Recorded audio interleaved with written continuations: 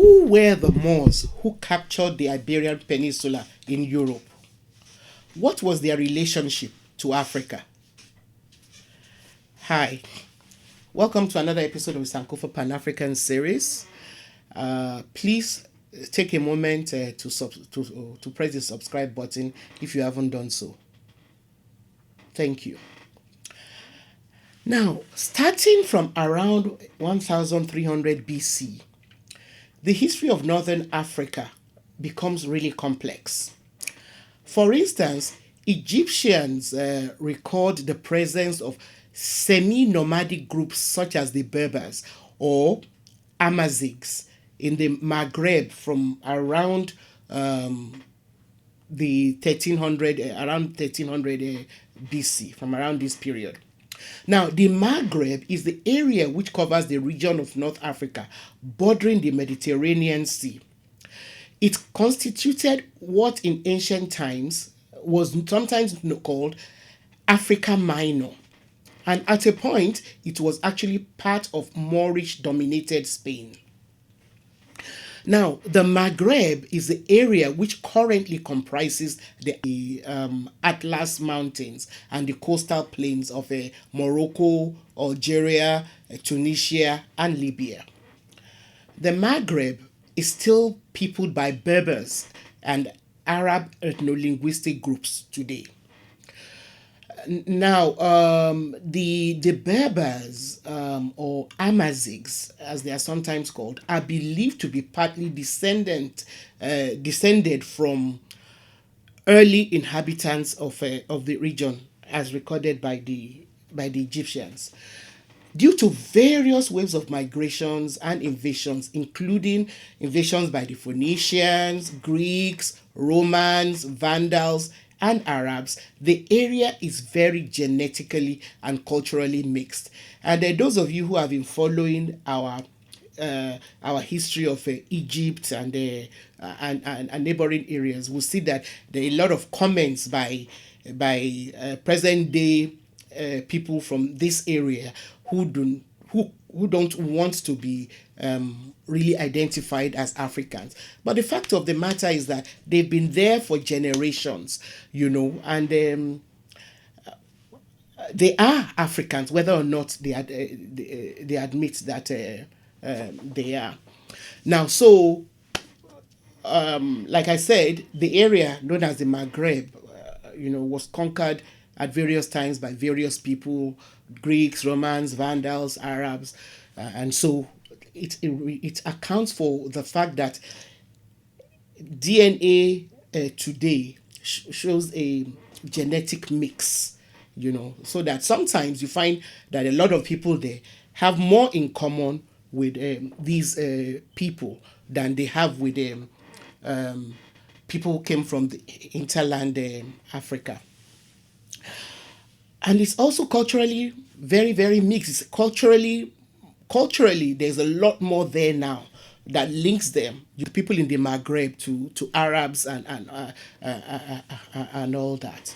Now, so about 1/6 of the population of the area is today still speak one form of a Berber language or another, but most also speak some Arabic. Now, to further illustrate, a Phoenician colony was established in Carthage by Tyre in 1814 BC in the area which now constitutes modern-day Tunis. So Carthage, the famous Carthage, was actually part of the area that we now know as Tunisia. Carthage then developed from and it was founded by Phoenicians. It then developed into a colony and a capital, a major capital city in the Mediterranean area. And by 206 BC, Carthage was firmly established as part of the Roman Empire. But before then, around 630 BC, Greek colonists founded the city of Cyrene in present-day northern Libya. Again, around 429 AD, the Vandals, a marauding Germanic group, invaded the Maghreb, which was still at the time under Roman rule. But by around 442 AD, Rome was then forced to concede its African territories to these Germanic Vandals. So, starting from about 468 AD, the Eastern Roman Empire, or Byzantine, also known as Byzantine, which is what the remnant of the Roman Empire, after it lost some of its territory, became known as the Byzantine Empire. But it kept also conquering, making attempts to conquer more lands in North Africa from the Vandals, until it finally succeeded in 534 AD. It then re-established a Roman rule, which was unsuccessfully, which the Berbers tried to resist, but they did not succeed.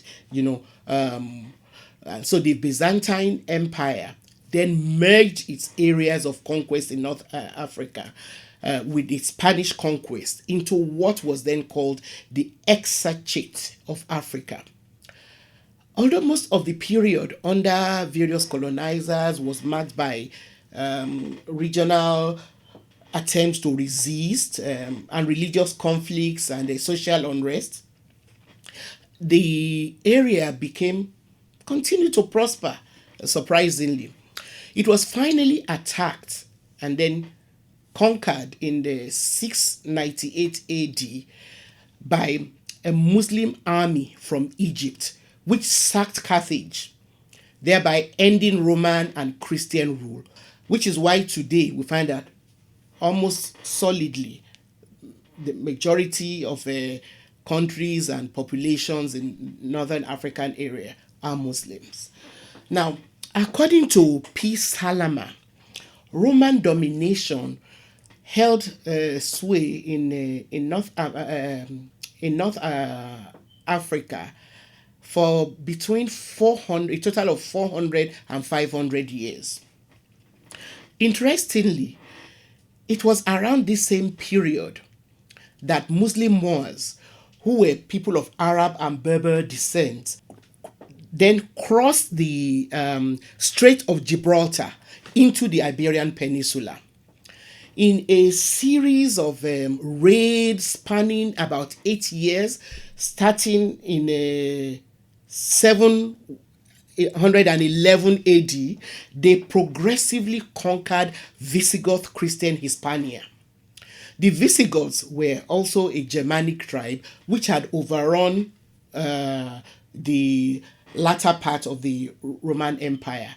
So this conquest of North African Moors brought most of the Iberian Peninsula under an Islamic caliphate, which then lasted over 7.5 centuries, 750 years, until its conquest was complete in 1492. The Iberian Peninsula is so just so that we can place it, the Iberian Peninsula is the southwestern corner of Europe. So it's a solid piece in the southwestern part of Europe. It is principally the area which covers Portugal, Spain, Andorra, and some parts of France, as well as Gibraltar. So I hope this explains the relationship between the Moors who captured the Iberian Peninsula and Africa. So yeah, so I look forward to seeing you next time. Help us to keep bringing you our history by subscribing, sharing our videos, giving us a thumbs up, and liking us. Thank you.